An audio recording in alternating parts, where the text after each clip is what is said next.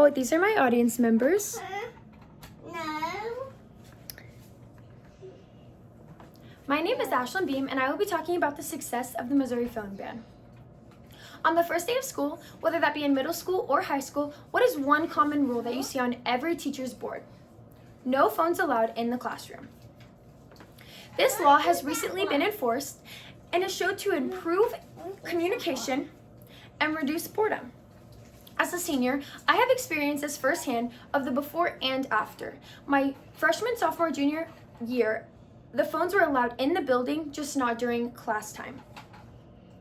The phone ban is to improve focus, reduce distraction, and increase social interaction during school.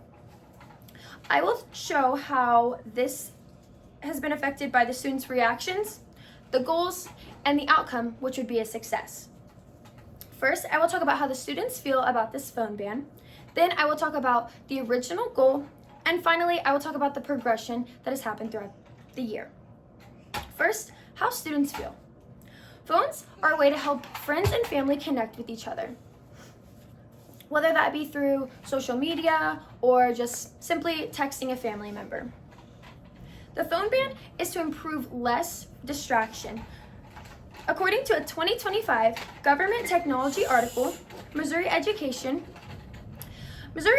see phone bans as a positive, but students have mixed feelings. By Monica Abrovic. No student has the same opinion. One student shared, "I feel like students were attached to them." She felt that phones were negative. Another student shared, "I finished my schoolwork and I can't do anything." That student is much like many other students. When you get your schoolwork done, you then have to find something else to do, and that's not your phone. Now, let's talk about what the main goal is. The main goal is to benefit and have students agree with the phone policy.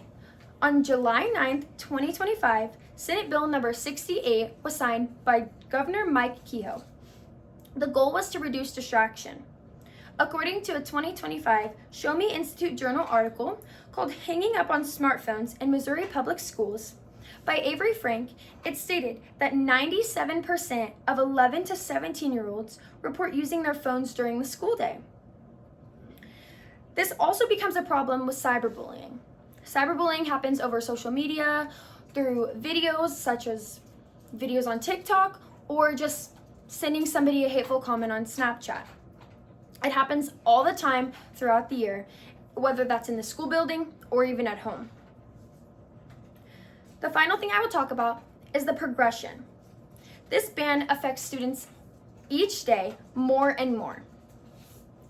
It has fewer behavioral issues since the phone ban and more engagement in the classroom. According to a 2025 Yonder website article called "Phone-Free Schools, Missouri's Pending Policy, Unpacked by Yonder Teams," it shares what parents, principals, and superintendents have to say about the phone ban. One principal, Christian Overstreet, said that it helps not just for learning, but students' well-being and teachers' sustainability.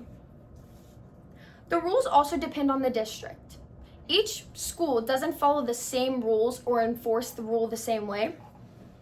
So the superintendent from Butler County, Dr. Aaron Kornman, said that 7th to 12th graders put their phones in a pouch each morning before the school starts. The phone ban is to improve focus, have less distraction, whether that be in a negative or a positive way. Now that I've talked about how students feel about this problem, how it has shown success throughout the year, and how it is enforced at each school, next time you get upset that you aren't allowed to have your phone in school, take time to appreciate the fact that this is only to better you and your education. Thank you. And then here are my note cards. There's that one, that one, and that one. Thank you.